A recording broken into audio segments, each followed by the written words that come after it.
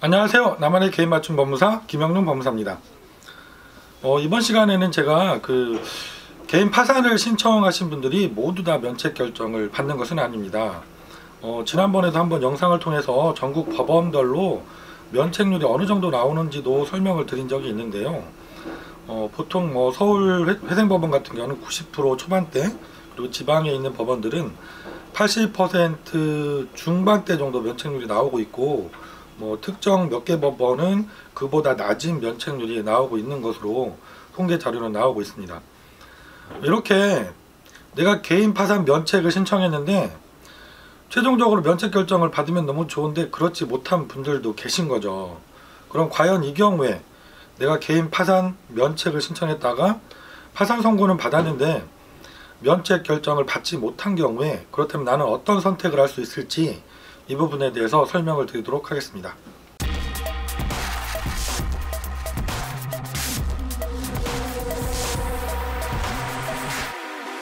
먼저 내가 한번 파산 면책을 신청했다가 이렇게 면책을 불허가 받거나 취하를 하거나 기각을 받거나 이렇게 면책 결정을 받지 못한 경우에 다시 한번 면책 신청을 할 수 있느냐, 이 부분도 지난번에 영상을 통해서 한번 말씀드렸던 부분입니다.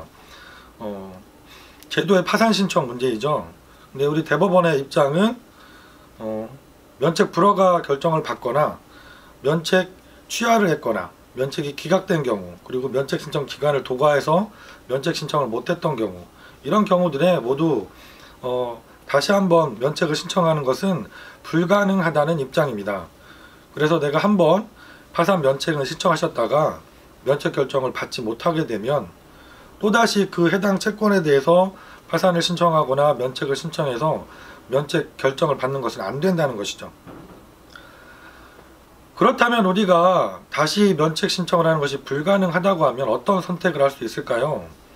이 경우에는 부득이하게 개인 회생을 통해서 면책을 받는 방법이 있습니다.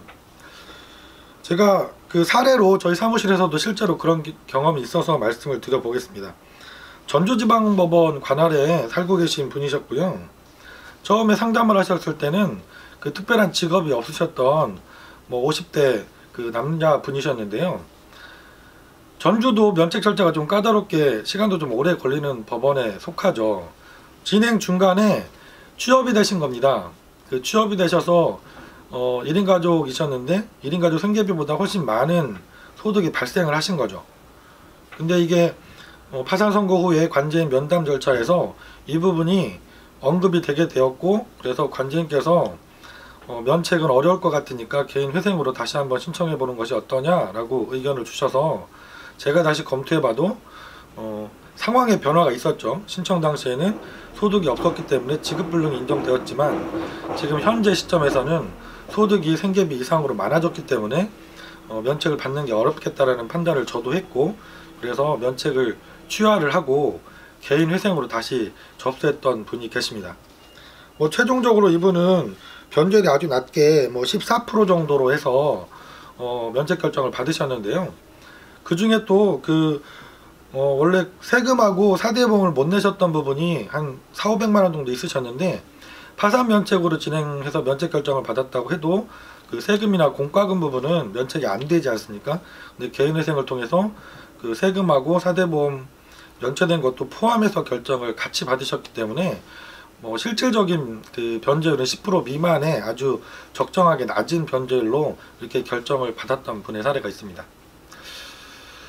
결론적으로 말씀드리면 내가 개인 파산 면책으로 신청했더라도 모든 분이 다 면책 결정을 받는 것은 아닙니다.